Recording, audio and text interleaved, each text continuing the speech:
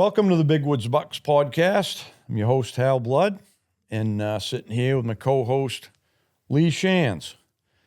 And today we're going to do a little teaching about some bare ground hunting. I've had several of you email me about if we would do something like that, and I think maybe in the past I'm sure we've talked about it, but we're going to dedicate this podcast to some tactics for bare ground hunting, whether it be still hunting or finding stand spots, and we're going to go over a bunch of stuff. But before we get started, I just want to do a little, I call it housekeeping. So if you're interested, I have a few slots for deer clinics this spring coming up in May. If you're interested in coming on one of those clinics, I have a few spots left for that. I actually have two. I'm doing an all gals one again, and I've got two openings for that. For any of you gals listening, I had a cancellation for two, so I got two slots for that, and then I got a few more for the other clinics. I also have a few openings for American planned deer hunts this fall. The guided hunts are all booked, but I've got a few places, probably a couple of 3 slots in most of the weeks. If you're interested in coming deer hunting with us this fall, it's going to be a good fall. Having an easy winter again here, and the deer are having it good, so going to have some fun again this fall. And anybody interested in moose hunting with me, got a lodge tag again I'll be guiding on, and that will be the September rut hunt in Zone 4. So anybody interested in going moose hunting with me, you can just email me for any of that stuff. It's easy enough, hal@bigwoodsbucks.com, and we'll talk about it. Got any housekeeping, Lee? Yeah, if you're going to go moose hunting with me, you got to get drawn for your tag. Drawn, yeah. I think I've already got 2 booked from cancellations that I had last year. But Oh, yeah. Yeah, we do. We've got 2 moose hunts booked already because they couldn't make it last year. But after the drawing, we'd certainly You got a appreciate few the bear business. hunts left?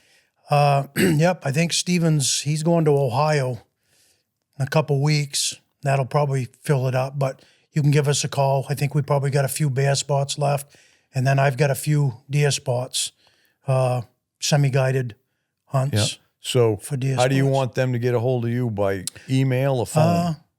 Nope, they can either call me or email, doesn't matter. leeguides@gmail.com, or my phone number, which is on the website for Shands' Guide Service, either one of them. All right, Shands Guide Service, if you want to go bear hunting. I've sent a few over to Steven. All my guys from last, I only take 2 weeks of 4 anyways, and they all rebooked, so I didn't have any, so I sent them all to Steven. So, all right. That's the housekeeping. We're good to go now. You know anything about bare ground hunting? Yeah, I tell people all the time, I've been doing it. Boy, I don't know when I started for you, but I've always done the first week up north here. I'm only an hour and 15 minutes south of here, but it's just far enough south, plus you're out of the mountains, that you're more likely to get snow up here the first week. So I always guide up here with my buddies at Big Woods the first week, and I used to do it at Hal's old business. And it's kind of funny, we just mentioned on one of the other podcasts, in the last 2 or 3 years, we've had some of our best snow conditions have been the first week, and then it goes away. It's been last year, I think, was the 6th year we've been running Big Woods Outfitters, and 5 out of the 6 years we've had some kind of tracking snow the first week. There was only one year we didn't have any, and this past year we had, and it might be just up high too, but some of the years like 2 years ago we had it basically the whole week. We got it on Sunday night, and we headed all the way, and it started raining on Friday, and by Saturday it was gone. So we never know. But yeah. So and then a lot of people think you got to have snow to kill the bucks up here, but it's, it's actually, since the deer herd around here has got so good. Like we had last fall, we had probably equal amount of opportunities every week. It's just that the first couple of weeks they missed more than they did. So we probably should have had like 8 or 9 each of the first weeks, and we did kill 9 the third week. In the week we had the snow, we killed the fewest. Thanksgiving week. Yeah. That was crazy. We killed less. So, yeah, you don't know. So, bare ground hunting it's fine. All I say is you ain't going to kill them in the camp, right? You got to get out there and be in the woods and keep yourself in around where them bucks are traveling. And a lot of it, it's all about preseason scouting. I think because Steven, my son, guides up here usually 3 weeks for you. Yeah. But Steven and our clients both killed bucks the first week, but it was because we put them in places that we'd scouted. And if you see a place that's completely stove up with buck sign, my guy weighed 340 pounds, and it wasn't all fat. He was a beast of a man. That guy was big. But I can remember his buck weighed 175 pounds, and I said, you're going to have to get back away from that deer a little bit, because he weighed 340 pounds. Yeah. So made the deer look small. But I had put him in a place that was just completely stove up with buck sign, and Steven's guy the same way. But I think what's happened, we've had those like 3 easy winters now where the woods is just full of 2.5 and 3.5-year-old bucks.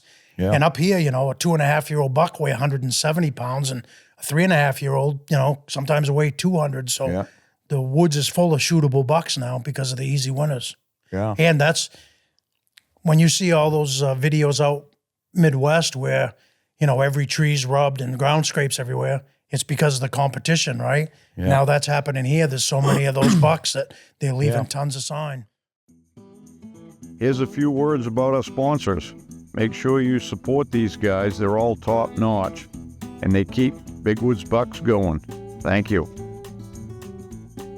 Being the low-tech guy I am, there's one thing I've learned to embrace with technology, and it's my Onyx. I used to carry maps and GPS when it finally came out and stuff, but the Onyx has eliminated that because I've got my GPS in my phone now with my Onyx app. I can mark everything in that. It's helpful that I can show other people by putting a pin in if I want to send somebody to a place. Being a guide, that's important, I can give them the pin, put it in there as, I text it to them, whatever. So if you want to get your Onyx, get your Big Woods Bucks code, BWB, and get you 20% off, but I highly recommend it. Give you a little update. Skinner Sights.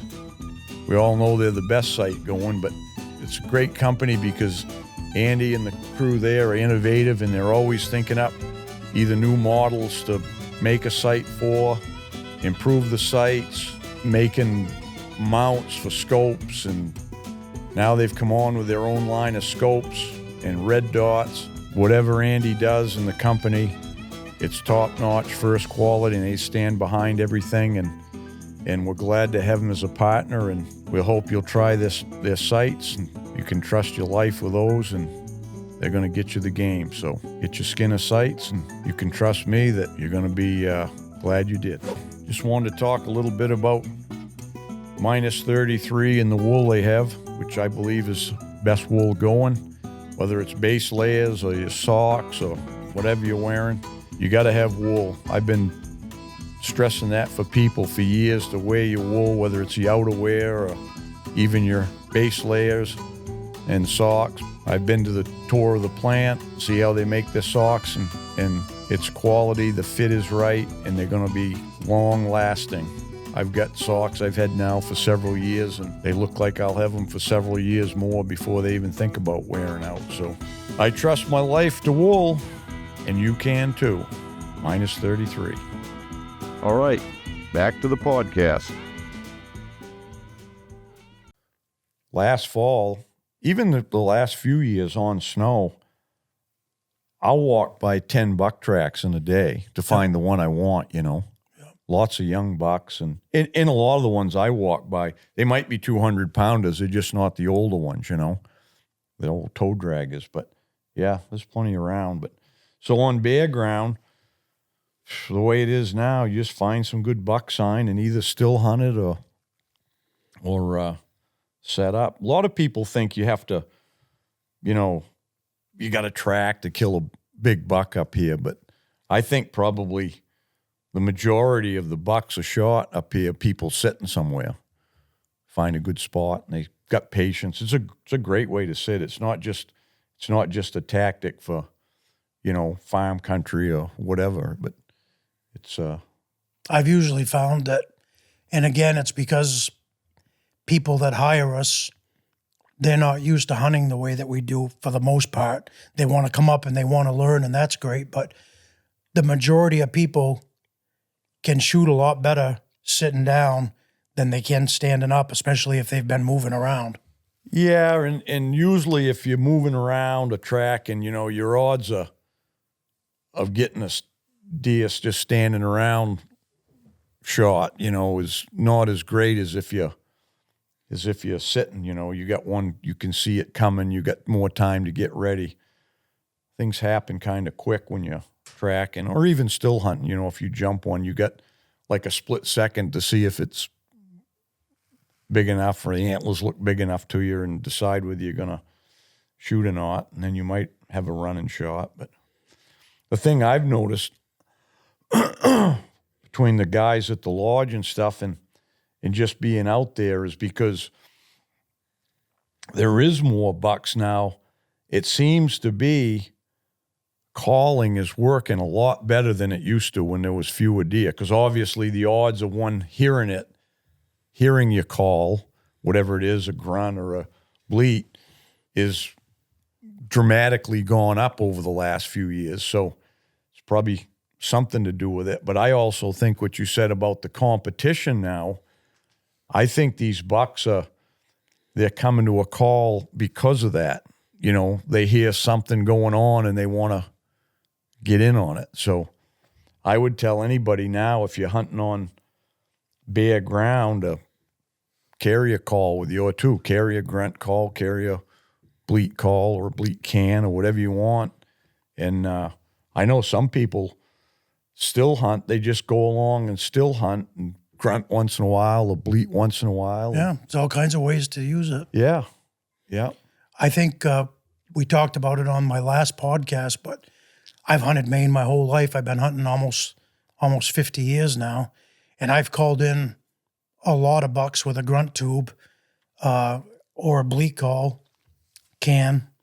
Most of the time for the clients. I never used to call that much for myself, but when you're guiding clients, you have to use everything in your toolbox. So gotta get creative. I do it more than I ever did before, and you get better at it, the more you do it. But this was the first year I had one of my regular clients that hunts with me all the time, and he was kind of disabled. He had a broken ankle, so I was calling for both of us. I had him let me carry a gun too, but it's the first time in my life I ever, with that pack rack that you gave me years ago for a Christmas present, I rattled in 2 mature bucks at once.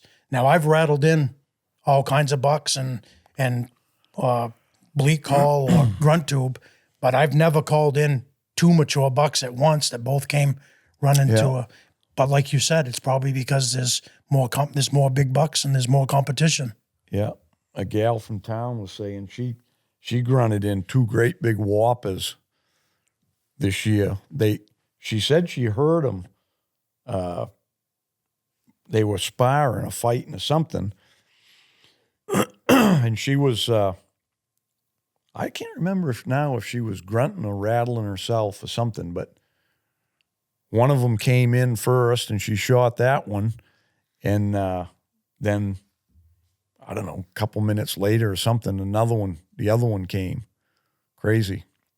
So yeah, it seemed to be working a lot better. I mean, I used to do it mainly the first week. Second week seemed to be good, first or second week, but I never did it a lot. But I know from listening to the guys now, I guess if enough people do it, if you do it enough, it's going to it's going to happen sometimes. Yeah. But Plus, you get better at it, knowing how to do it. It's kind of like the same thing with scents. I don't use those drippers much, but one of Steven's clients shot a beautiful Big 10. He put one of those drippers out. He found wasn't too far from a signpost, and you could see there was a run going down through from that signpost out into an old cut. So Steven set up a stand there, and he put up one of those drippers, and first day the guy sat there, he shot a beautiful Big 10.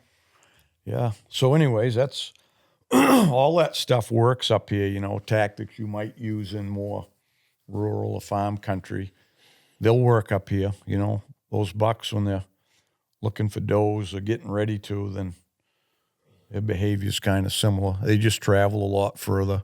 You know, here, like farm country or stuff, you know, people are used to seeing more deer. One thing, because it's open, you know, they sit in the fields or clearings or something like that. But, you know, you see more deer. You won't see as many deer necessarily sitting up here, but you don't have to see as many, because if you're hunting around good buck sign, when you do see a deer, you might be seeing that once in a lifetime buck you want to shoot. So, but I just tell people the main thing about the big woods is, and I've said it for years, is for still hunting or even to find a place to sit, you gotta find the spots.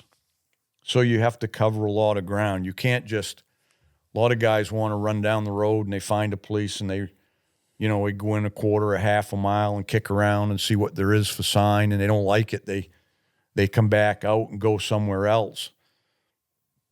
Don't do that. You're spending too much time in the truck that way. You just pick a place to go for a day, whether you look on the Topo maps or you're on X, and find a place that looks good. Spend the day in there and just travel. There isn't any place, I can't think of any place around here that if you walk all day and make a big circle out of it, you're going to find some deer sign. You're going to find what you're looking for.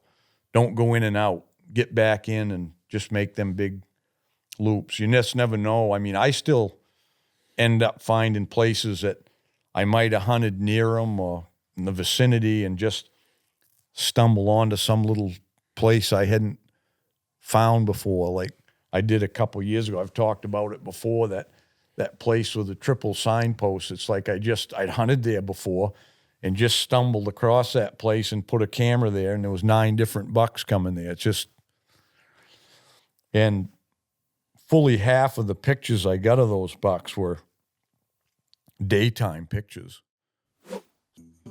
Hi, Hal here, host of the Big Woods Bucks podcast.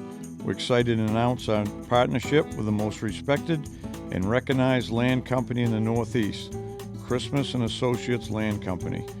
Owners Dan and Mark Christmas are 2 upstate New York natives with deep roots in the Adirondacks and Tug Hill Plateau, as well as 2 of the most passionate big woods hunters you'll meet. Whether it's newly constructed camp surrounded by state wilderness or family getaway, their team of experienced land guides are the best at matching folks with a perfect land track at an affordable price. They even provide financing. Christmas Land Guides will provide full land tours using ATVs, snowmobiles, and even snowshoes so that you can scout every acre. Christmas Land and Camp staff also help you construct the camp you've always dreamed of using our in-the-house master builders. For over 35 years, no one in New York State has provided more big buck properties and family hunting camps to hundreds of folks who love the woods than Christmas and Associates Land Company. Dan and Mark and the whole company remain dedicated to wise land conservation and treating everyone they meet like family. Always available 7 days per week unless there's fresh tracking snow.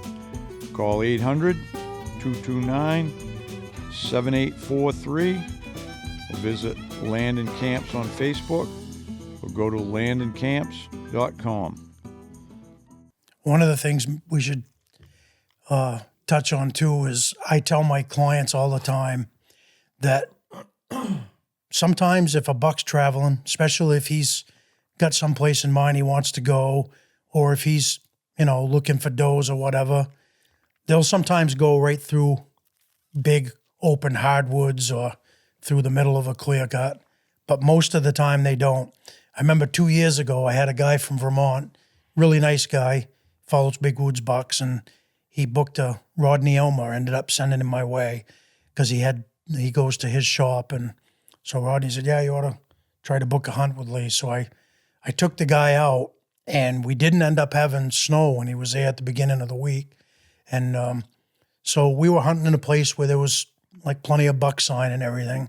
And I can remember we were walking down the edge of this old cut that was grown up, and they had left a bunch of the softwood. So it was, all those old fir trees and stuff were, you got to kind of go around that old cut because it's a mess. But there's a travel corridor right beside it that had been cut, and there was some whips and stuff in it, but you could see good enough, and there was a bunch of scrapes in there. Well, just on the other side of that, there was some open hardwoods. You could see 150 yards down through there. And he said, boy, this would be a good place to sit and watch. And I said, I'm going to teach you something.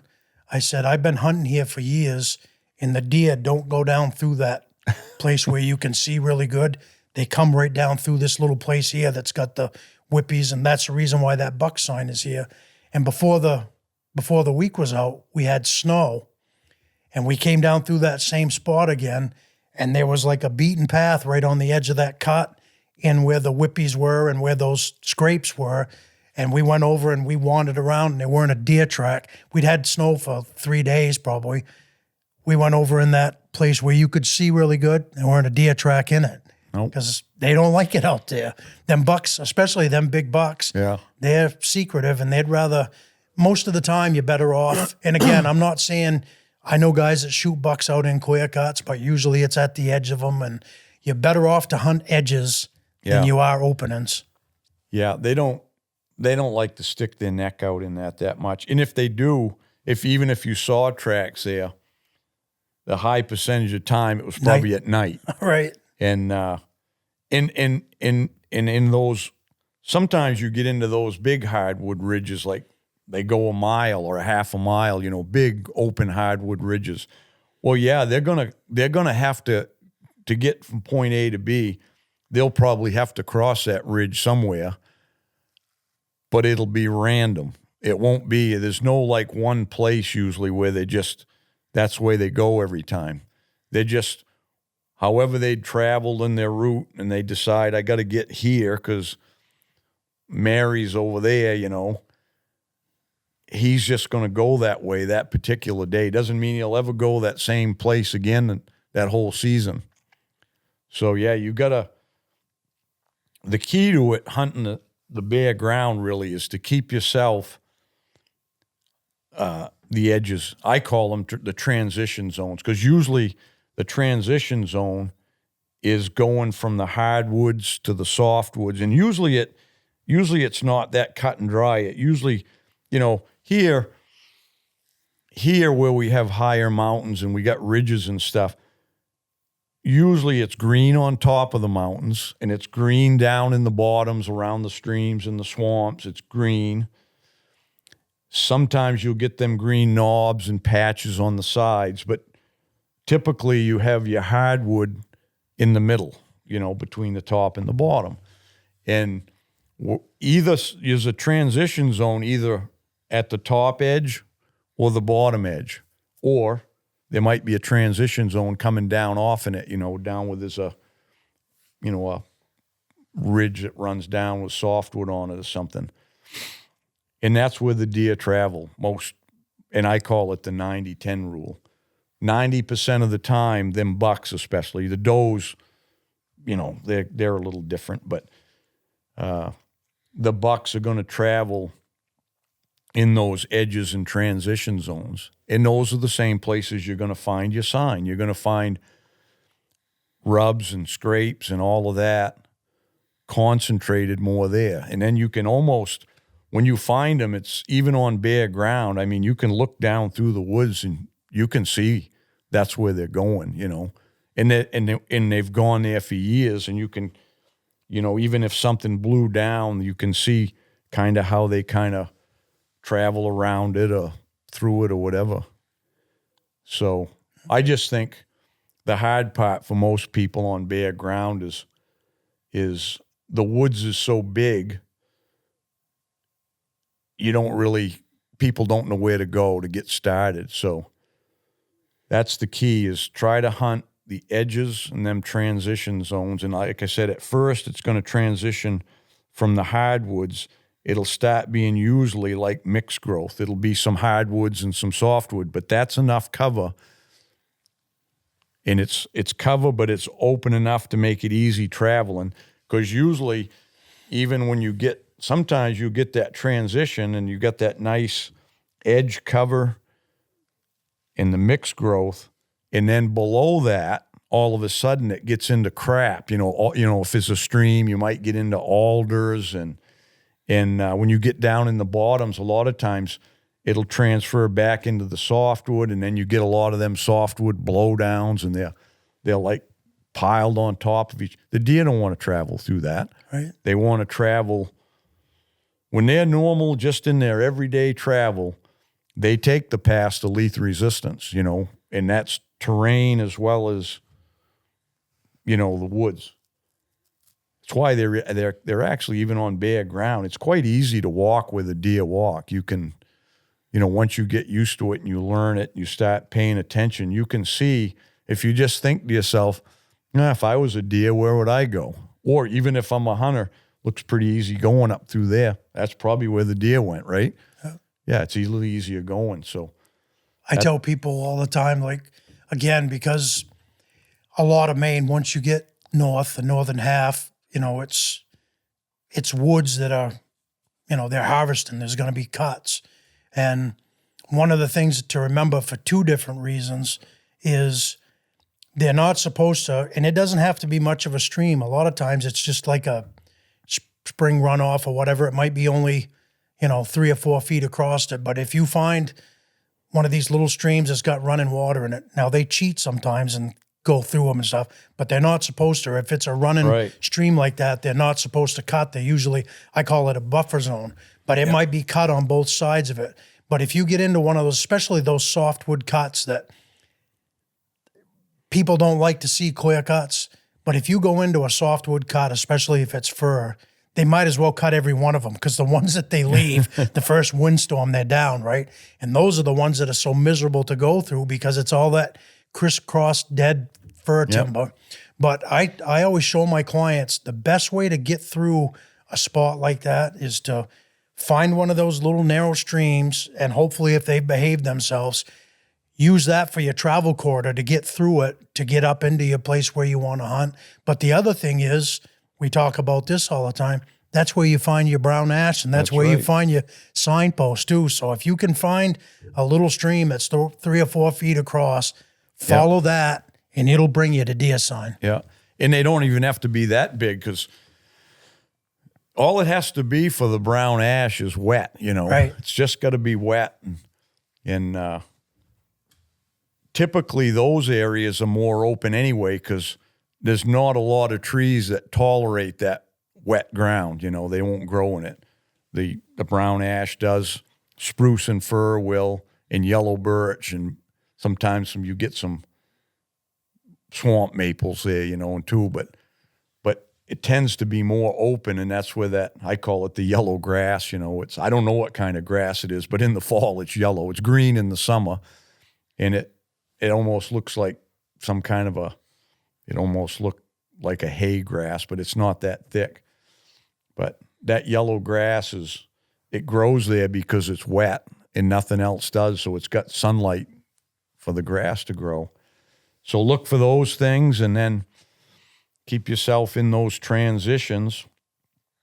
And that's basically, it's what I call the 10% area.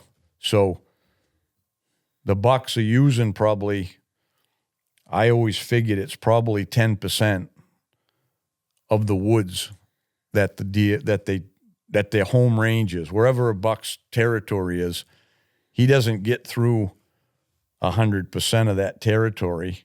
I figure he uses about 10% of it to travel through, and places he likes to bed down or whatever it is. It's only 10%. So you got to figure out in any piece of woods where that 10% is. And it's not that hard to figure it because the 10% is where you're going to find all the sign. Right. You might find a random scrape or a random rub anywhere, down on a hardwood ridge or something random, but you'll find the bulk of the buck sign in them corridors, transition zones, wet areas, and that's the 10%. You're really one of the best times. There's a lot of good times to scout. Like in the spring when we're bringing out our shed hunters, we scout for deer sign because you can see what the woods looked like the spring before. But if you got an area that you're hunting, if after hunting season's over, and let's say you can't shoot a buck anymore, but there's snow on the ground, go in there, check and see where those bucks are traveling. Now, you can't kill him this year, but you can kill him next year, right? So Go in, once you've got the snow, you just follow those tracks in the snow, see where he brings you, mark it on your Onyx or whatever, because probably the next year, the same things, like you said, they've got that 10% of the woods that they like better than the rest of it. So even though you can't shoot the buck, next year you might go in after the season, do some scouting, see where they're traveling, and mark it. Yeah, for sure. But the tip I'll give you to that, I call it, it's the 90-10 rule. It's to hunt 90% of your day hunting, you're going to spend it in that 10% of the area. You've got your area narrowed down to 10% where the sign is, spend 90% of the day. And the other 10% you'll spend getting from one of them 90% areas to the other, because you're going to end up during the day, you're going to end up having to travel through some places that you won't really know what maybe it's where the deer randomly might get from point A to point B. And that's where you don't spend much time. So if you've got to go up over a hardwood ridge or down off a ridge from the top to get to the bottom, don't Elmer Fudd it in that area. Just you're probably not going to walk up on a buck in that area anyway, because they're going to see you long before you see them. So I just kind of walk right along. I don't spend much time. I mean, I'm always looking and stuff, but I just want to get through that to get me into the next place that has the sign, and I'm more likely to see a deer. So that's how you up your odds. One of the things that I learned more through guiding than, when I was just hunting on my own is, you try to find places where you can put the clients, but, it's places I hunt when I don't have clients as well. But sometimes people, like you might have shot a couple of nice bucks in an area, but these woods are in transition too, because they get to, different spots in their growth or whatever. Just because you killed 2 bucks there doesn't mean that for the rest of your life it's going to be good hunting there. For sure. If you, once you got some snow on the ground or even on bare ground, if you're not seeing sign there, the deer aren't there anymore. If there's bucks there, they're going to leave some sign. At the very least, they'll leave tracks. But I can remember when I first started guiding, I'd have places where I'd have these beautiful little knobs where people could sit up there. I wouldn't have to have them in a tree stand because I don't like to put my deer hunters in a tree stand, liabilities and every other thing. But I'd like to get like ground blinds. I'd build these ground blinds up on these little knobs looking down on a signpost or whatever. Usually not a signpost, because usually if it's a signpost, they're going to be there for a while. But let's just say there was deer sign, like a rub line or a scrape line or something. Maybe we killed a deer there. Maybe 2 years in a row we killed a deer there. Well, if you go in a couple of more years and there ain't any sign there, you got to move on. Don't waste your time. The 90% rule also is you don't want to waste 90% of your time in woods that the deer ain't there. That's a good point. Yeah, that's why you do some scouting, and that's why you always, everybody's got their hot spot, they like, but always, if you got 1 week a year to hunt up north or wherever you go, always try to find some new places every year. Right. Remember we used to go to Ontario, we'd find the newest, greatest place, and the next year wouldn't be no deer there. They'd cut it or that something went on, and you always had to like find some new places, you know. It's the same here. I keep going back every year here.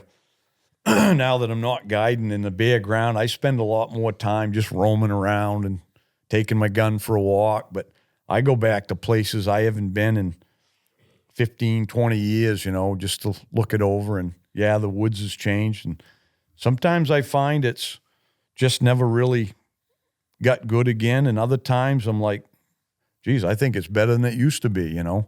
Deer back in here. Yeah. You just have to keep going. The woods changes, especially any place they've logged, you know, the early logging for the first few years. It's really good feed and it draws them in, and especially the does. And then it gets beyond their reach for any good food, and it starts sheltering all the feed that grows on the ground, and it almost becomes dead, you know, when those, especially in the hardwoods, when them hardwoods whips, when they get up, you know, 10 feet tall, there's no sunlight gets into making anything. They can't reach the limbs anymore. There's just no feed anymore, so they've moved on to some newer cuts. I can remember Sue, the girl you and I both guided, you longer than I, but I brought her into a place once that I used to shoot some deer in and stuff, but after a while, and there's probably still a few deer in there, but the first time that I brought her in there, the moose had overbrowsed it so much. We call it witch's broom, but all those little maples, you know, they end up looking like a bush. But I can remember she got her camera out and she was taking tons of pictures. Well, it's because she said, I've never seen an area this overbrowsed. And it isn't as good. There's probably still a few deer in there, but there was a signpost in there. It's on the way in towards your remote. There was a signpost in there that used to keep a camera on. And for a few years, that was a hot spot because that cut had enough feed. There was just plenty of deer and moose in there. But that's just not what it used to be. No. But it's because the moose overbrowsed it so much, there's not any feed left in there. And you probably took your camera off that signpost, didn't you? Oh, yeah. I haven't been down in that one for 10 years probably. Yeah. Yeah. Yeah, the last time I checked in on that spot was maybe 5 years ago. And that whole area, quite frankly, kind of went a little bit dead for a while. I haven't been back since, but I don't know if it's come back a little bit or not. But that area was always a good area for deer, and then all of a sudden it kind of cooled off. So I moved on. There's more better places in that. I took a bunch of deer in there years ago when I was guiding for you, and it just, you've got to find them new places. And, there's got to be something, there's got to be a reason that they're there. And if it was feed, once it gets to a different point. But like you were just talking about, if it's a place you haven't been in 10 or 15 years, I can remember some of the places that I used to hunt up there in Cocajo, once they cut it, when it was first growing up into the little maples and popples, it was good because there was feed there.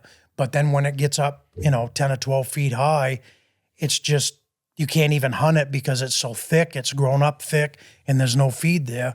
But if you go back 15 years later, it's come back again so that it's widened up. The deer are passing through and you can hunt them. There was probably always some deer there, but you can't hunt what you can't see, and you're not going to plow through that stuff. But 15 years later, it looks different. Yeah.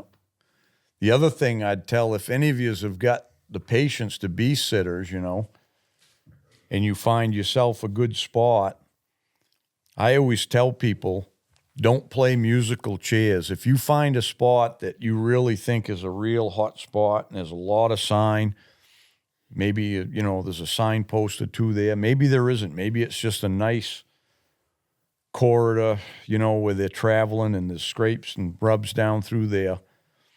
You got to commit to that. If you're a sitter, you got to commit to it. It's like, I think the people that sit around the fields, they do the same thing. They just, that's their spot and they're going to sit. It's the same thing here. Commit to it.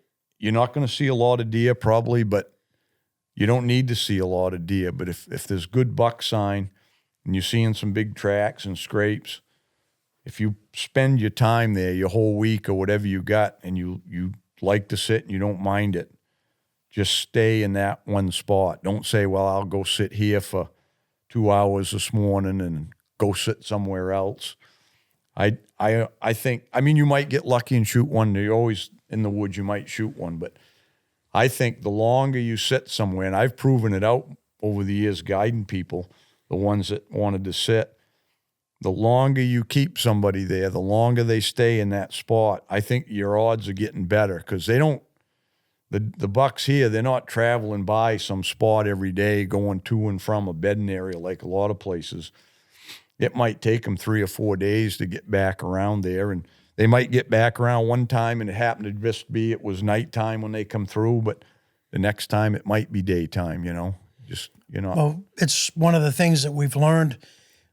We put trail cameras out for bear season and we put them out for moose season, but tell you the truth, I'm getting tired of putting them out for moose season because people are friggin' with them now. But the other thing is you put so much time in it and you almost never kill them.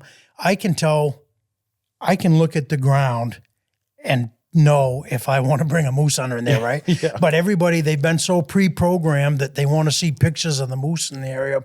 But I've told Steven, it wouldn't hurt my feelings a bit if they told you that you couldn't use trail cameras for moose season anymore because it ends up being extra work for us.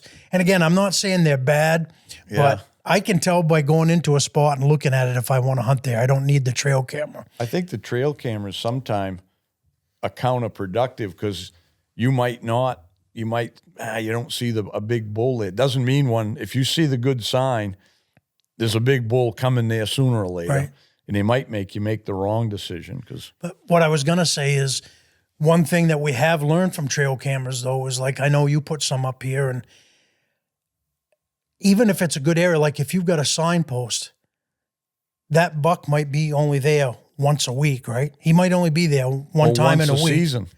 And so if you've got a week to hunt, if you stay in that spot, you might get a chance to get a crack at him.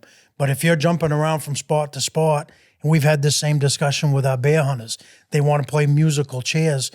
You're playing Russian roulette. You're not up in your odds. You're down in your odds because you're jumping around. If you stayed in the same spot, eventually he's going to come around. And that's how people should think about it. You're actually increasing your odds by being patient and persistent, right? Yeah. And I only use the cameras anyways for deer. I just put them out early and I leave them. I've never gone and checked a camera during the season to see what was there. I put them out. After the season, I go pick them up, and it's just fun to look. But by doing that, you can figure out how many bucks might be coming by that spot because that's your odds you want to play. If there's only one buck coming by a signpost or down this corridor, your odds of being there at the same time aren't really that good. But if there's 4 or 5 bucks coming through that spot, well, there you go. Pretty good odds if you spend a week there, you're going to see one of them, you know? Right. And like one year, if you get, you might get one big buck there, and then you might get a couple more bucks that are pretty decent. Well, the next year, those bucks, they're going to be bigger every year, right? So, and then there'll be some smaller ones that come on. But so, yeah, try to find a place and you don't need cameras usually to know that because if there's 4 or 5 bucks using a spot, whether it's a signpost or traveling through, there's going to be more sign than if there's just one coming by. But anyway. I think that's the biggest difference too. Like bow hunters in southern Maine, they're used to patterning deer. Those deer are coming in to feed in the back of a field, even if it's after dark or whatever. But, they're trying to set their stand up someplace to catch that deer when he's headed to that field to eat at night. But in northern Maine, they're so nomadic and their behavior is so much different that you're not really patterning a buck up here because it's too random. No. Yeah, and then the other thing I'd say about the bare ground stuff, and typically it works that way, it's just, earlier in the season is more, your odds of having bare ground is more than later, and it kind of coincides with how the deer are traveling anyways. That first week or two, they're not really traveling as far. You actually, to me, if you're hanging around those corridors and stuff, they don't really have there ain't any hurry to get anywhere. You're more likely to catch one traveling like that, just out bebopping around. Whereas if you get later in the season, a lot of them bucks are hung up with a doe, so they're kind of off the grid now. They're not in that. They're not traveling as much in that searching way. mode. There's not as many traveling, and it's more sporadic. So you got to kind of figure that in. I always told people, if you're a sitter, especially, and if there was bare ground later in the season, you're actually better off to get yourself where the does are and there's more deer. I tell people, don't worry about how many deer there are. If you're trying to shoot a buck, be where the buck sign is. But if later in the season, all the bucks are going to be checking on them does. So if you got a spot, it might be an old cot or it might be a new cot or whatever it is where there's feed and there's plenty of does around. If you hang around them spots, either still hunting or sitting, you probably got a better chance of catching a buck screwing around with one of them does than you do earlier in the season where they're not paying that much attention yet. One of the things you and I had talked about, and I can remember when I first met you, that one of the cool things for me, and it wasn't just you, but other really good deer hunters that I'd met, was if you spend enough time in the woods, people have their own style and they'll come to some different conclusions, but people that spend enough time in the woods will come to a lot of the same conclusions. And you and I have talked before about how we thought that the second week of the season is usually the best time to call. We've talked about calling. I think the reason why is that second week, usually they're out moving around searching. They might be checking on those does or whatever, but they're not with them yet. So you're way more likely to call a buck in if he's not with a doe than if he is with a doe, right? That's how I always looked at it. Yeah, because if whether you grunt or bleat, he's thinking something's going on here. I better check on it, Yeah. So, yeah. Trying to think, is there anything else that we haven't touched on about bare pretty ground? good, I mean, we could give 100 examples of that stuff, but one thing I was going to say about the scouting, and still people, I know a lot of people still struggle with them finding the signposts. So I got a film coming out pretty quick we've been working on. And it's going to be about finding signposts, where I filmed, like the areas where I walk and then showing the signposts and all of that. So that's going to be coming up. Because I think you can talk all you want about it.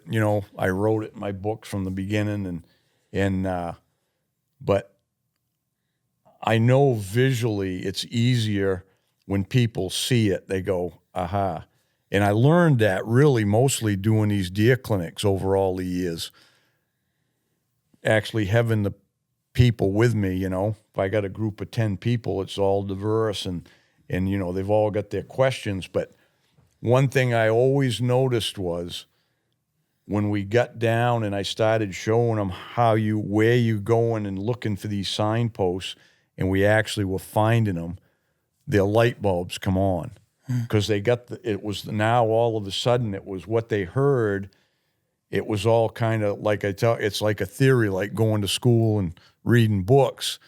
But when you can actually see it, you'll never forget it once you see it, because people, most common one I'd have would be from people that would say things like, I never went down in those places because, it was wet, or I didn't think they'd go, or it was, things like that. And they didn't know that I talked about the wet areas, but they didn't.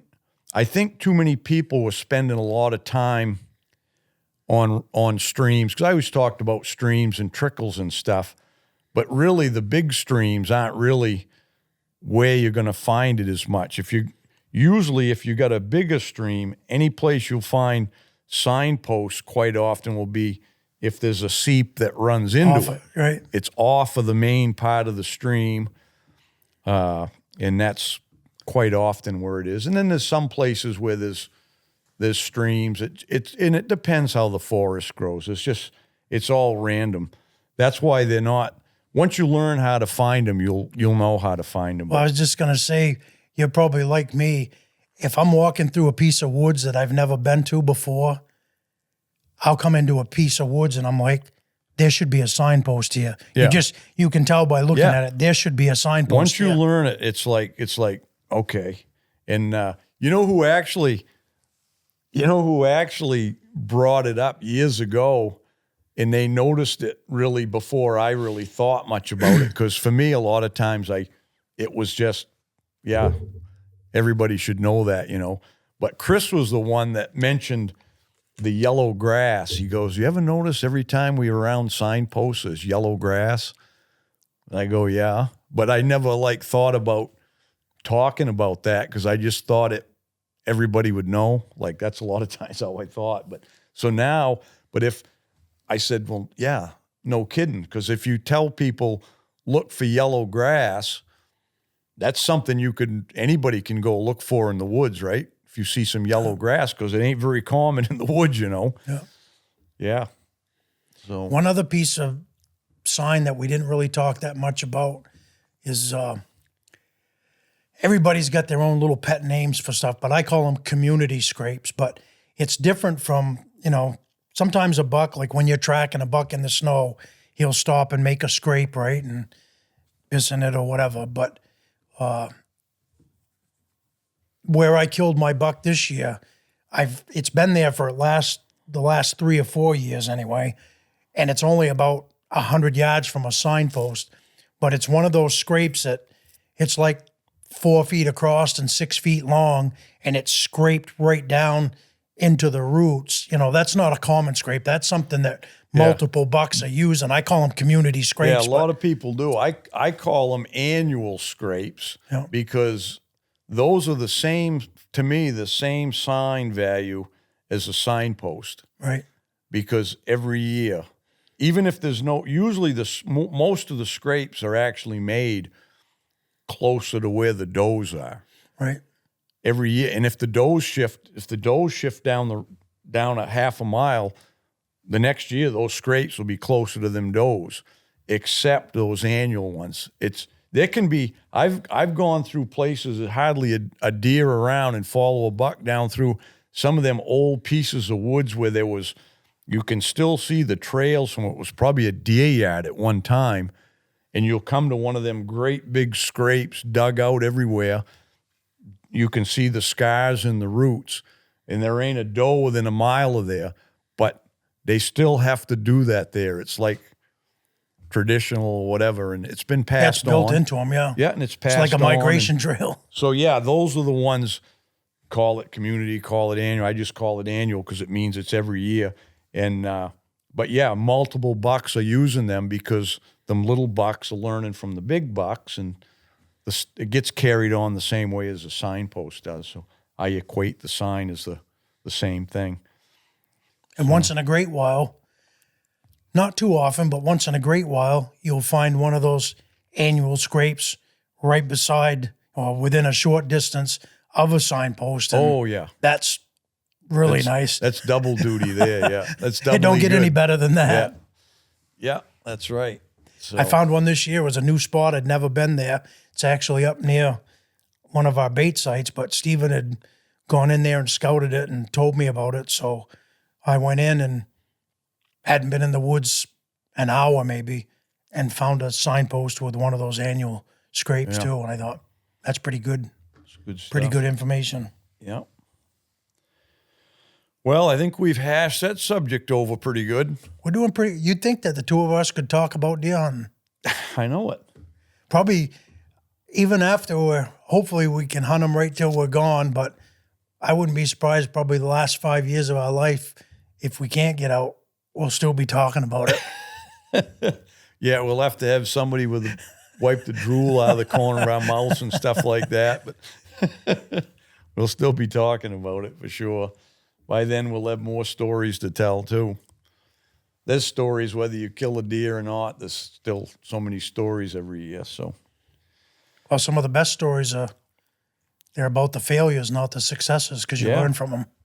I got so many stories about this year, like I said, hunting with Rylan and seeing them bucks and seeing the expression on him and stuff, and his facial stuff. Like when we see two great big ones together, and I could see I put the camera.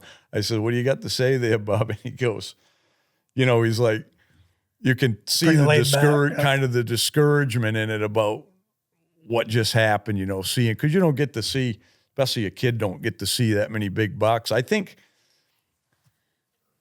after I went through my footage this year, I said I didn't really hunt on my own without somebody until Thanksgiving week. No, I didn't till muzzleloader week, but I did have like maybe one day each week that I did was on my own.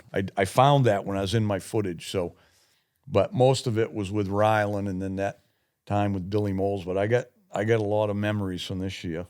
Probably more. I got more memories from this year, seeing all them deer than in a lot of years gone since I had that many in one year. But I think the best week, in some ways, it was a little bit discouraging, but he's a lifelong friend now. But I tell people all the time about that week that I had Scott Dale with me, and he had his brother and his buddy, and I was guiding a 3-on-1, and all three of them had an opportunity, yeah, and not just a little opportunity, but a good opportunity to kill a 200-pound buck, and we never killed one. Yeah. I mean, what kind of a story would that have been if one guide got two? And I'm not saying they were all two, but they were all big yeah, bucks, and yeah.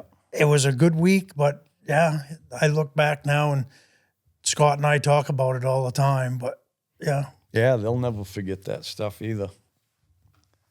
Yeah. All right. Well, I guess we'll wrap that up till next time. And so, once again, support our sponsors, and subscribe if you haven't. Hit the dinger bell there for notifications. Facebook, Instagram, I don't know what else, all of I'm it. good. We're everywhere, I guess, now.